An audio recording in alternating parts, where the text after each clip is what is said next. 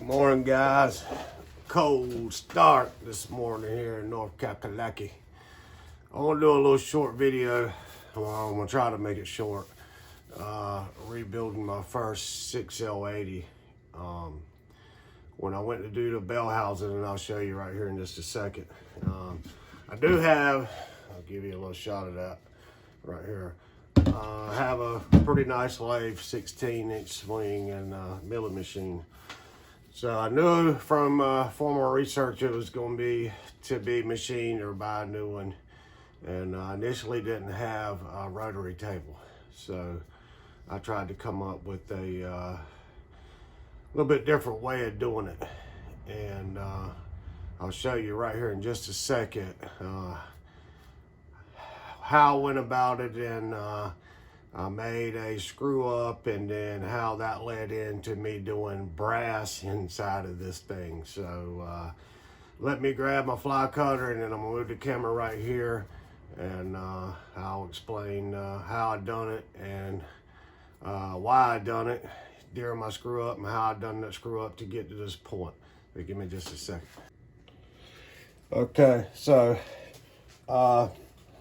first and foremost, too, also, I wasn't going to do a video on the 6L80 because it's my first one, and I just felt like I probably shouldn't be doing a video on something I don't know a lot about. But along the way, there's a guy, one of the guys, I watched several videos on YouTube, was a guy named Nick's Transmissions, and I think he's a really thorough guy with his stuff, so I learned a lot from him. I had the book, I studied the book, and everything I could learn about it beforehand. But I spoke with Nick a few times through YouTube, and I told him what I was doing, and he was interested in seeing it. So this is why I'm gonna make this video. So how I come about when I didn't have my rotary table to do this transmission, and was trying to come up with a different way to machine out here for my pump and get that out. I initially made a flat disc the size that would fit down, because there's a little tiny step down in here, so when it comes down it actually steps over very little. I mean, it's I don't know, maybe 10 thousandths. I can't remember, because I didn't study on that. I just took my actual diameter and I made a flat disc. It wasn't a fly cutter at the time, it was just a flat disc. Okay, and it set straight down in there just like that. And what I was going to try to do, which would have worked good, and I'll explain how I screwed up, was I had sticky back sandpaper. So I was going to take 220, I put it in my press, I pressed it down flat, and I trimmed out the excess, and I put it in my milling machine, and I was just going to come down and sand, pick up until I got it, you know, because it wouldn't have took long to sand that out, until I got it clean and then pretty much done. However, I had initially set my milling machine up and trimmed in the head and all, so I didn't, you know, I never trimmed this in. I should have trimmed this in, because one fraction of a difference across here would have made all difference in the world. It did make all difference in the world, you know, from when you're talking about, you know, 4 inches moving over, you know, any distance when that thing is, I didn't indicate in across it, and that was my big mistake. So when I sanded down, I was 20 thousandths off. So then I knew I had to do something. So I ended up making this a fly cutter, so I could come in and cut the outside edge, because I didn't have a rotary table, and then just clean up what was left. And I had thought about the brass idea. In the middle of all this, I ended up freaking getting a rotary table. So long story short, I had the idea about brass. So I machined all the way down to almost to the bushing.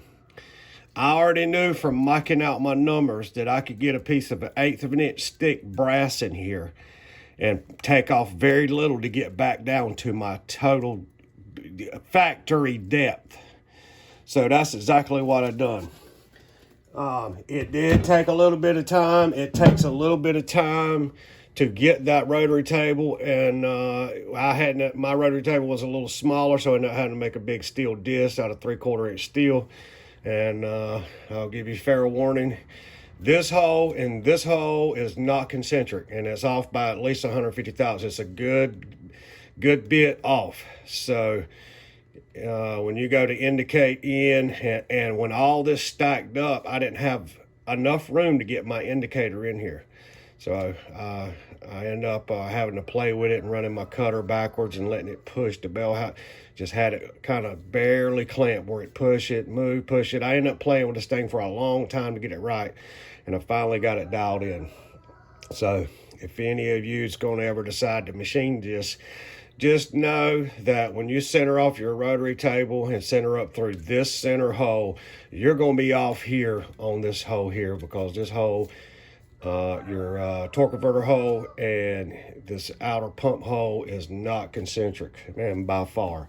I didn't get an exact number on it, but it's off a lot. So I don't know how this is going to hold up. I am really curious, and you know, I've done the best I could do on the machining. I've got it freaking really close. The pump slide in here, the last time I actually checked it, I was about 100, and the book calls for the book actually says 0.8 to 0.2. Okay. Well, I am about 1.5 thou down, and I think that is going to work, and I just hope that this whole ordeal holds up. So it's kind of like a testing thing here. It just so happens to be on my first one. I do have a lot of experience with tools, and my whole life has been construction. So yeah, I'm jumping on something out of the realm, but at the same time, I'm very knowledgeable with just tools in general. So I have confidence in that, but I'm curious of how, you know, because this is kind of a big ordeal for somebody just to jump on and come up with an idea like this out of the blue. It's kind of crazy, but hey, how do you know if you don't try? So I feel like brass will hold up absolutely excellent. I mean, brass is, you can't get much better as far as a wear-resistant material. So, Nick, this is what I'm doing, and you know, I told you I try to do a little clip on it, and that's how it turned out. So I'm hoping to get this thing all together today and be getting it put in, and see how it holds up. So as soon as I get all that done, I'll be posting this video, and we'll see how it does. All right, guys. Okay, real quick. So I realized I rewatched my video real quick, and I realized what I left out on how I actually installed this brass. So I ordered a 6x6 plate, and then I rough cut my round hole. I centered up and rough cut my round hole on the lathe. I got on the lathe, and I mic'd everything to fit down in here. Okay. I got made to fit, and then when I pushed down in here, I actually marked. I knew this hole was going to be off, so I actually had put my Dinkum dye fluid on the back side of this, and I marked inside here, so just to make sure that I got this part of this hole right. It's just an easy way to do it, instead of trying to figure it all out. I mean, it's just a much faster way to do it. So once I got everything done and ready to go, I really cleaned this bottom area down in here on the aluminum, and then on the back side of the brass, it was super clean. And I just done a lot of etching, a lot of grid patterns, and just all over with like a little tool, like a little god darn marking tool, you know, that you can engraving tool, I'm sorry, and just etched in all kind of patterns to give What I done was high temp epoxy. It was way up there in the heat. It was, oh my God, I don't know, a couple thousand degrees. It's fuel resistant, chemical resistant. So when I got ready and got everything gritted, I done that to give that epoxy something to grip to. And I took the time, and when I mixed it up, and just put a real thin layer on the back side of that brass and a thin layer down here on aluminum. I set it down in there. It was already set up perfectly on my milling machine. I had this piece that I had made in the milling machine, and I come down and locked down and just pressed down, locked it, and walked away for 24 hours. I let that set. A little tiny bit had kind of oozed out, and I cleaned all that up, cleaned it all out, and then started doing my final machining.